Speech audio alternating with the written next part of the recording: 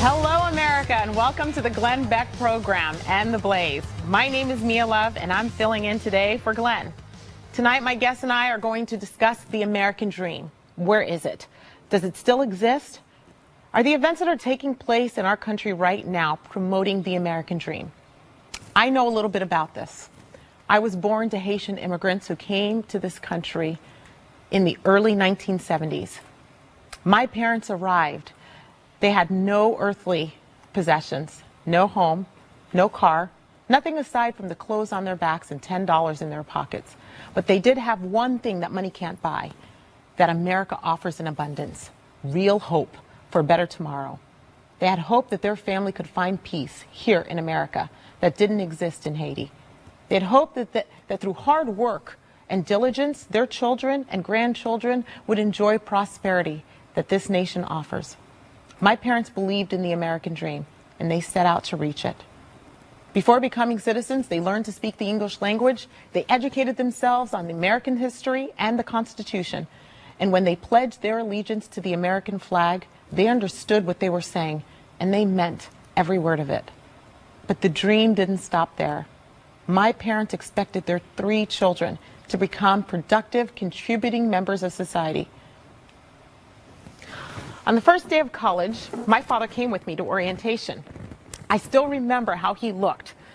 He looked at me very seriously and said, "Mia, your mother and I have done everything we could to get you here. We have worked hard for every penny. You will not be a burden to society. You will give back." Through my parents' example, I learned the value of hard work, education, personal responsibility. My husband and I have tried our very best to instill those same values in our children. For the past 10 years, I have served as city council member, then mayor of my city in Saratoga Springs, Utah, where I have worked hard to cut wasteful spending, balance budgets, promote economic development by reducing red tape, and creating a fiscally responsible, financially stable, and sustainable city. Last year, I had the honor of receiving the Republican nomination for Utah's 4th Congressional District, where we came within 768 votes of defeating a 6-term incumbent Democrat. I plan to seek the Republican nomination for my district again. Why?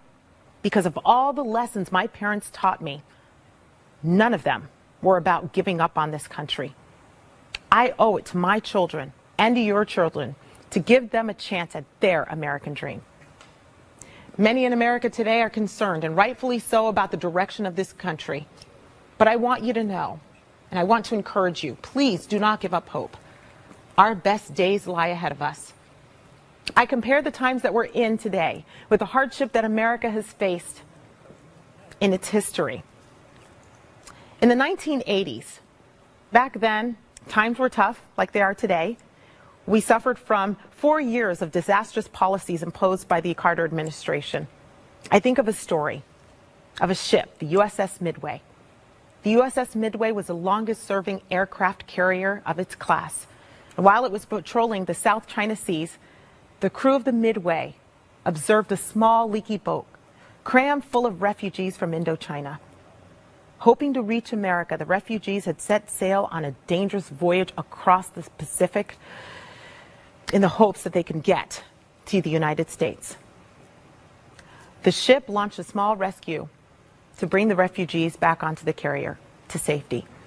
As the refugees got closer to the Midway, one of the refugees stood up, focused his attention on a young American sailor, and called out to him, saying, "Hello, American sailor.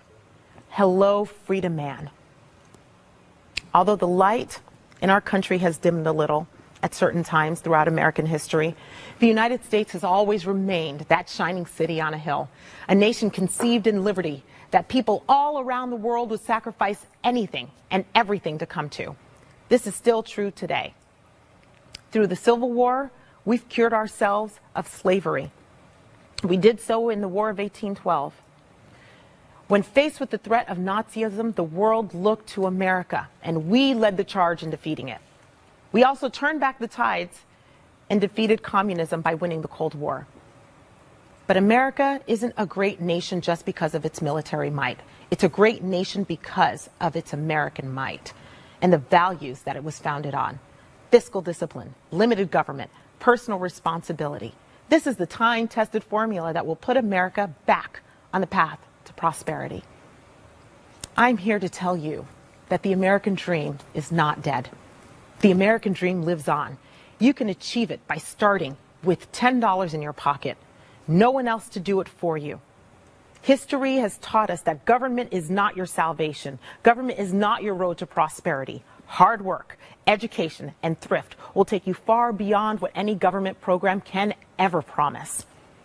Look at my parents or the refugees on that small, leaky boat who gave up everything to come here and know that the American dream lives. Look at me and know that that can include you. Today, we're going to discuss some of the policies in Washington that threaten that very American dream. Nearly $17 trillion of debt, government takeover of healthcare and education, regulation and taxation.